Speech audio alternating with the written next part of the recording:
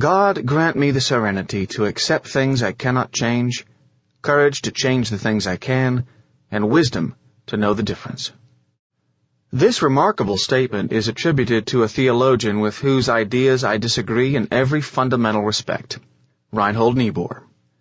But, omitting the form of a prayer, i.e., the implication that one's mental emotional states are a gift from God, that statement is profoundly true, as a summary and a guideline. It names the mental attitude which a rational man must seek to achieve. The statement is beautiful in its eloquent simplicity, but the achievement of that attitude involves philosophy's deepest metaphysical moral issues. Most men spend their lives in futile rebellion against things they cannot change, in passive resignation to things they can, and, never attempting to learn the difference, in chronic guilt and self-doubt on both counts. Observe what philosophical premises are implicit in that advice and are required for an attempt to live up to it. If there are things that a man can change, it means that he possesses the power of choice, i.e., the faculty of volition. If he does not possess it, he can change nothing, including his own actions and characteristics, such as courage or lack of it. If there are things that man cannot change, it means that there are things that cannot be affected by his actions and are not open to his choice. All the countless forms, motions, combinations, and dissolutions of elements within the universe, from a floating speck of dust to the formation of a galaxy to the emergence of life, are caused and determined by the identities of the elements involved. Nature is the metaphysically given, i.e., the nature of nature is outside the power of any volition. Man's volition is an attribute of his consciousness, of his rational faculty, and consists in the choice to perceive existence or to evade it. To perceive existence, to discover the characteristics or properties, the identities of the things that exist, means to discover and accept the metaphysically given. Only on the basis of this knowledge is man able to learn how the things given in nature can be rearranged to serve his needs, which is his method of survival. The power to rearrange the combinations of natural elements is the only creative power man possesses. It is an enormous and glorious power, and it is the only meaning of the concept creative. Creation does not, and metaphysically cannot, mean the power to bring something into existence out of nothing. Creation means the power to bring into existence an arrangement, or combination, or integration of natural elements that had not existed before. This is true of any human product, scientific or aesthetic.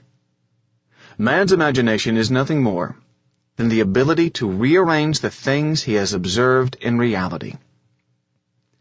The best and the briefest identification of man's power in regard to nature is Francis Bacon's "Nature, to be commanded, must be obeyed." In this context, to be commanded means to be made to serve man's purposes. To be obeyed means that they cannot be served unless man discovers the properties of natural elements and uses them accordingly. For example, 200 years ago, men would have said that it is impossible to hear a human voice at a distance of 238,000 miles.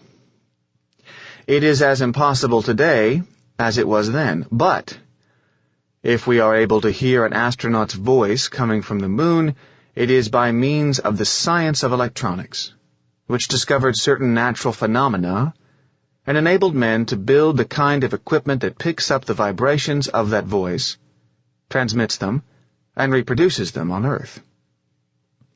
Without this knowledge and this equipment, centuries of wishing, praying, screaming, and foot-stamping would not make a man's voice heard at the distance of 10 miles. Today, this is implicitly understood and, more or less, accepted in regard to the physical sciences, hence their progress. It is neither understood nor accepted, and is, in fact, vociferously denied in regard to the humanities, the sciences dealing with man, hence their stagnant barbarism. It is the metaphysically given that must be accepted. It cannot be changed. It is the man-made that must never be accepted uncritically. It must be judged, then accepted or rejected, and changed when necessary. Man is not omniscient or infallible. He can make innocent errors through lack of knowledge, or he can lie, cheat, and fake. The man-made may be a product of genius, perceptiveness, ingenuity, or it may be a product of stupidity, deception, malice, evil.